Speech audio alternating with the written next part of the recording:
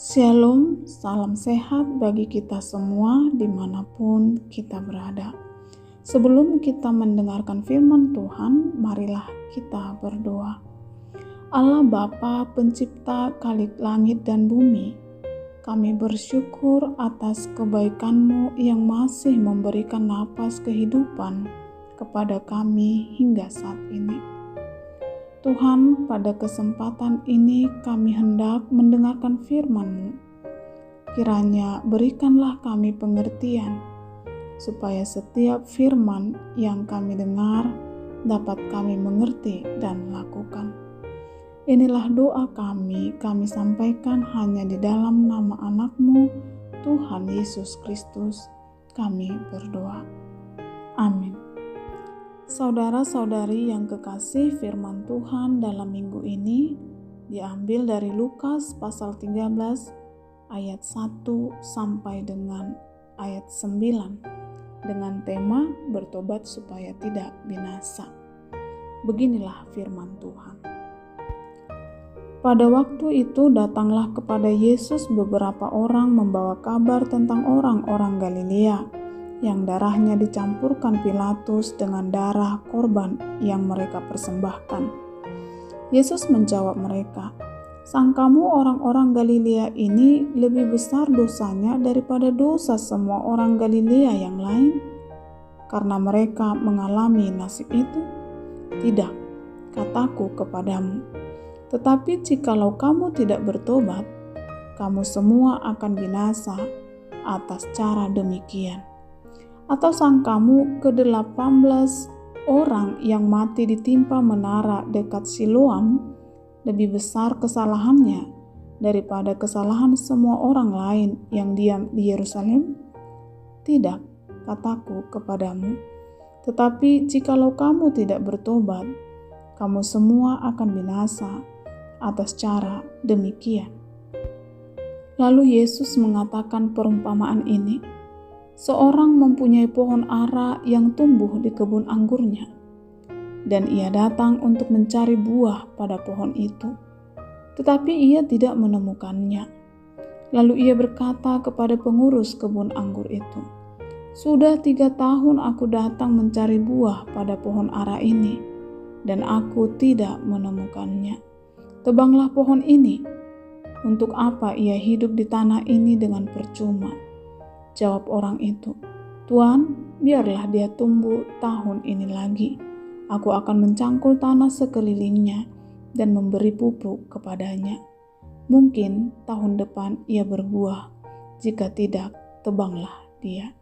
Demikian firman Tuhan. Saudara-saudari yang kekasih, kita sering mendengar bahasa yang mengatakan, "Don't judge people by its cover," atau jangan menilai seseorang dari luarnya. Slogan ini telah banyak dipakai oleh para YouTuber, TikToker, menjadi konten daripada YouTube dan TikTok mereka. Tujuannya adalah untuk menyadarkan banyak orang supaya tidak menilai seseorang dari luarnya saja. Contoh sederhananya yang sering kita lakukan adalah jika kita melihat seseorang berpakaian sederhana dan tidak bermerek, kita bisa langsung menilai bahwa seseorang tersebut tidak kaya dan tidak memiliki jabatan atau kuasa. Sedangkan jika seseorang itu kelihatan gagah dan berpakaian rapi, kita langsung menilai orang tersebut adalah orang kaya dan berpengaruh. Saudara, penilaian awal tidak selalu benar. Karena apa yang kelihatan dari penampakan luar belum tentu sesuai dengan apa yang sebenarnya. Orang yang kelihatan gagah dan berpakaian rapi belum tentu dia orang kaya, tetapi mungkin saja bodyguard dari orang kaya tersebut yang sedang mendampinginya atau menjaganya. Dan belum tentu orang yang berpakaian sederhana itu adalah orang miskin, sebab banyak orang kaya yang tidak suka menghamburkan uang dengan sia-sia. Oleh karena itu, kita tidak boleh menjudge people by its cover. Saudara-saudari yang kekasih, sikap menilai orang dari luarnya bukan hanya terjadi pada saat ini, tetapi itu telah terjadi begitu lama dalam kehidupan manusia. Dan kita akan belajar tentang hal itu melalui nats ini. Mari perhatikan. Pada ayat 1 dikatakan bahwa ada beberapa orang yang datang kepada Yesus yang tidak diberitahukan siapa mereka. Orang-orang ini datang memberitahukan bahwa ketika orang Galilea datang membawa persembahan ke dalam sinagoge, terjadi pembantaian oleh serdadu Pilatus yang motifnya tidak begitu jelas diberitahukan dalam nats ini.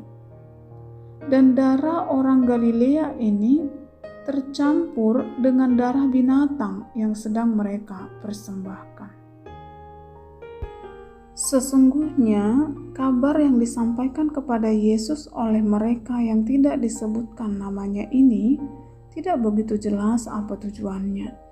Namun dari jawaban Yesus kita dapat memahami bahwa maksud dari mereka adalah ingin menyatakan bahwa darah orang Galilea itu tidak pantas bersentuhan dengan darah binatang yang sedang dipersembahkan. Karena darah orang Galilea yang mati itu penuh dosa, dan kematiannya juga disebabkan karena dosanya. Orang-orang ini datang kepada Yesus dan hendak memberitahukan bahwa persembahan itu sudah tercemar oleh karena darah orang berdosa tersebut. Lalu Yesus dengan tegas menjawab mereka atas penilaiannya dengan mengatakan, "Sang kamu orang Galilea ini lebih besar dosanya daripada dosa semua orang Galilea yang lain? Karena mereka mengalami nasib itu? Tidak," kata Yesus. Yesus ingin mengatakan supaya jangan menilai dengan cepat. Yesus juga menegaskan kembali dengan mengatakan, "Atau sangkamu ke-18 orang yang mati ditimpa menara dekat Siloam lebih besar kesalahannya daripada kesalahan semua orang yang lain yang diam di Yerusalem? Tidak," kata Yesus. "Tetapi jikalau kamu tidak bertobat, kamu semua akan binasa atas cara demikian." Nats ini mematahkan pemahaman bahwa tidak semua orang yang mati tragis itu disebabkan dosanya. Coba lihat ketika perang terjadi, orang baik dan berdosa akan mati bersama-sama. Saat gempa terjadi dan memakan korban, orang baik dan orang jahat akan mati bersama-sama juga. Orang berdosa dan orang baik dibedakan dalam penghakiman terakhir. Orang berdosa akan mengalami kematian kekal yang tragisnya melebihi kematian orang Galilea tadi.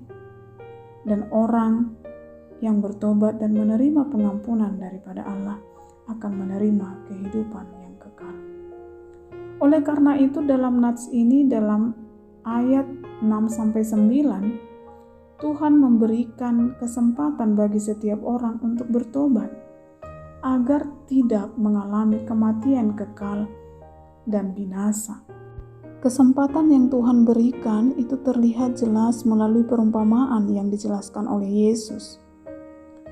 Yesus memberikan perumpamaan tentang pohon ara, di mana pohon ara tersebut diberikan kesempatan untuk berbuah.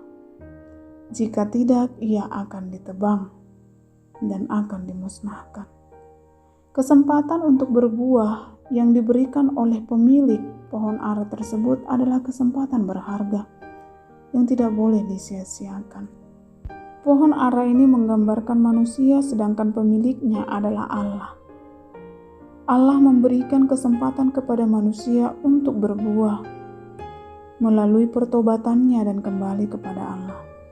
Dan jika tidak, manusia itu akan ditebang atau dimusnahkan.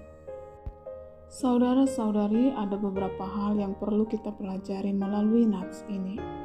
Yang pertama, jangan menilai orang lain, tetapi nilailah diri sendiri. Menilai orang lain adalah hal yang sangat mudah, tetapi menilai diri sendiri adalah hal yang sangat sulit. Itu sebabnya Yesus pernah mengatakan dalam Matius 7 ayat 3, Mengapa engkau melihat selumbar di mata saudaramu, sedangkan balok di dalam matamu tidak engkau ketahui? Hal ini disebabkan menilai orang lain lebih mudah, sehingga hal-hal terkecil yang dilakukan oleh orang lain pun bisa kita ketahui. Melalui nats ini kita dicerahkan bahwa kita tidak berhak menilai siapa saja, tetapi marilah kita menilai diri sendiri melalui firman Tuhan, supaya kita mengetahui sejauh mana kita telah melakukan aturan-aturan Tuhan, dan penilaian yang kita lakukan terhadap diri sendiri akan membawa kita kepada peningkatan kualitas hidup sesuai dengan standar yang Tuhan inginkan. Yang kedua, kesempatan tidak datang dua kali. Dalam nats ini, pemilik pohon ara masih memberikan kesempatan kepada pohon ara untuk berbuah. Meskipun pada awalnya pemilik merasa kecewa karena pohon ara tidak memberikan hasilnya kepada pemiliknya. Kesempatan yang diberikan oleh pemilik kepada pohon ara adalah kesempatan yang sangat berharga, karena jika tidak pohon ini akan ditebang. Kesempatan yang diberikan pemilik kepada pohon ara sama dengan kesempatan yang diberikan Tuhan kepada kita. Jika saat ini kita masih bisa bernapas, ini adalah kesempatan yang diberikan oleh Tuhan kepada kita untuk menghasilkan buah yang manis dan berkualitas. Bukan untuk menggunakan kesempatan ini sesuai dengan keinginan kita. Saudara, kesempatan tidak datang dua kali. Kesempatan yang Tuhan berikan adalah kesempatan berharga yang harus dipakai dengan sebaiknya. Oleh karena itu, untuk menghasilkan buah yang baik dan berkualitas, perlu ada pupuk, perlu ada vitamin dan nutrisi. Hal itu kita peroleh melalui firman Tuhan. Firman Tuhan akan mengingatkan kita selalu untuk berbuat baik, untuk bertobat dari kesalahan-kesalahan lama, menuju ke arah yang lebih baik, bukan malah ke arah yang lebih buruk. Yang ketiga, bertobat atau mati kekal. Ini adalah pilihan. Bertobat berarti meninggalkan dosa-dosa lama dan menerima pengampunan dari Allah. Sedangkan mati kekal adalah upah dari dosa karena tidak meninggalkan kebiasaan buruknya. Saudara, manakah pilihanmu? Tentu tidak ada yang mau mati kekal atau binasa. Jika kita tidak mau mati binasa, kita harus mau meninggalkan kenikmatan dunia yang menghasilkan dosa. Tetapi apakah kita bisa? Soal bisa atau tidak, hal ini tergantung dari kemauan seseorang. Kita perlu komitmen yang jelas, komitmen yang tegas untuk mampu mengarahkan kita ke arah yang lebih baik. Jika pilihan kita adalah kehidupan yang kekal, maka kita harus bertobat supaya tidak binasa. Dan inilah tema dari minggu kita saat ini, bertobatlah supaya tidak binasa. Amin. Kita berdoa. Allah Bapa yang kami sembah, kami bersyukur dan berterima kasih atas firman yang telah kami dengarkan saat ini. Ajarlah kami Tuhan untuk melakukan firman-Mu dalam kehidupan kami, agar kami beroleh kehidupan yang kekal, agar kami tidak binasa pada akhirnya. Tuntunlah kami melalui Roh Kudus-Mu, agar segala sesuatu yang telah Engkau rencanakan terjadi atas kami. Dalam Kristus Yesus kami berdoa dan mengucap syukur. Amin.